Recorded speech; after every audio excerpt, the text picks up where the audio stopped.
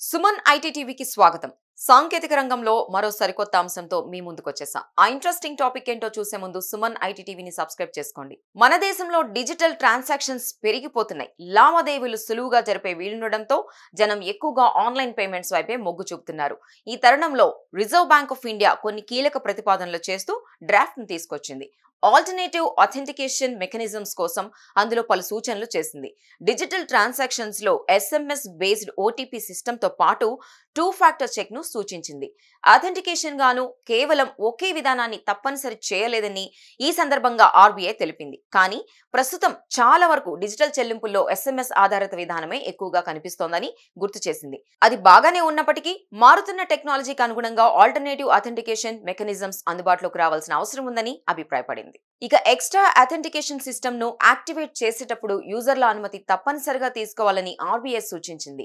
Credit, debit cards ఉపయోగించి చేసే లావాదేవీలు మినహా మిగతా డిజిటల్ పేమెంట్స్ కు ఖచ్చితంగా అథెంటికేషన్ ఉండి తీరాలని స్పష్టం చేసింది.